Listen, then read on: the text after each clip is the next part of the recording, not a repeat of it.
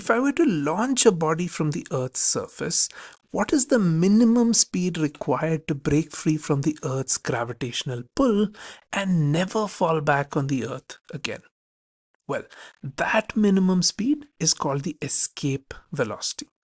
In this video, we'll derive an expression for escape velocity and calculate the escape velocity for the Earth. Let's begin. Let's say on the surface of the Earth, I've got a ball that I'm going to launch. If I launch this ball with a very high velocity, I would expect it to go up into the air and most probably still fall back to the Earth, right? If I increase the velocity a little bit, I would expect it to go a little further, right? This is halfway across the globe. This is thousands of kilometers, right? But even this is not enough for the ball to go away from the Earth's gravitational pull, right? What if I increase the velocity further? At some point, I would notice that this ball goes very far away and then starts moving around the Earth in a closed path. It starts orbiting the Earth, right? Now, this orbit could be circular or it could be elliptical depending on the velocity that we launch the ball with. But it is pretty interesting that though it doesn't fall back to the Earth, it hasn't escaped the Earth's gravitational pull, right? Okay, what if I increase the velocity even further? At some point, the velocity would be large enough for the ball to move away from the Earth's gravitational pull and never come back, right? That velocity is called the escape velocity.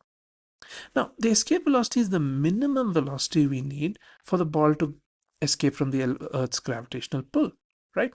Now, when the ball reaches infinity, if we projected it with the escape velocity, it's going to reach infinity and come to a halt. It's going to go to that very far place where it no longer has any interaction with the Earth, and it would come to halt at that place. Now, this is just a thought experiment, right?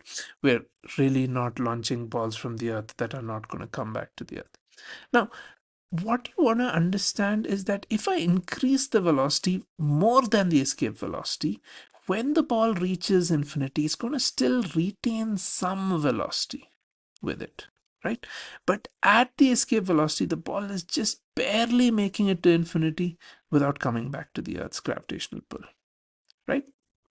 Okay, so how we're going to calculate the value of escape velocity is using energy conservation.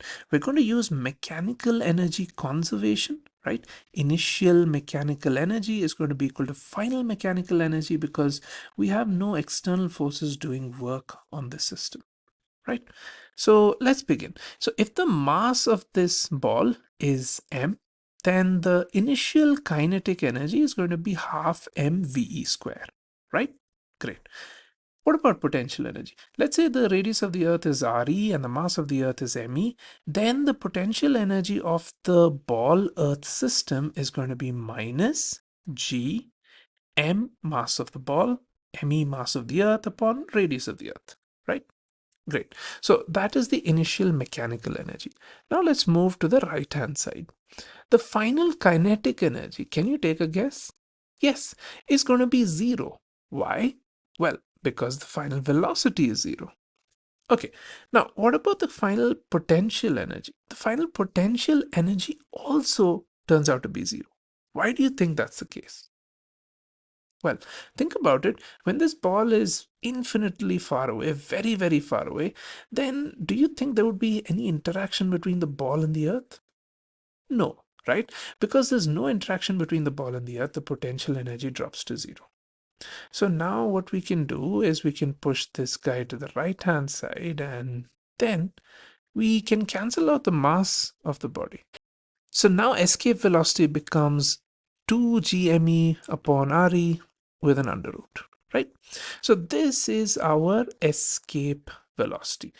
If we plug in the values of mass of the Earth, radius of the Earth, and the universal gravitational constant g, we're going to get a value of 11.2 kilometers per second. This isn't kilometers per hour, this is kilometers per second, right? It's very, very, very fast. Think of it like you could travel 11 kilometers from your home in just 1 second. That's really fast, right? Okay. Now, there's something very interesting about this entire story. This escape velocity is independent of the mass of the body that is being launched. Notice small m, that's the mass of the body that we just launched, does not appear in our expression, which means irrespective of the mass of the body, the escape velocity remains the same, right? Mass of the body got cancelled out. Okay, the other thing that escape velocity is independent of is the direction in which we are launching our ball.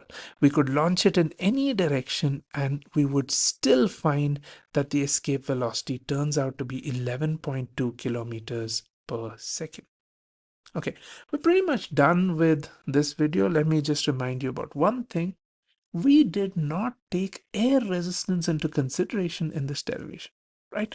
So because of air resistance and the friction due to the atmosphere, this velocity won't actually get you away from the Earth's gravitational pull. The velocity required would be a little greater than this, right? Because a lot of energy would be lost due to the dissipative force of friction. That's it for this video. Thanks for watching.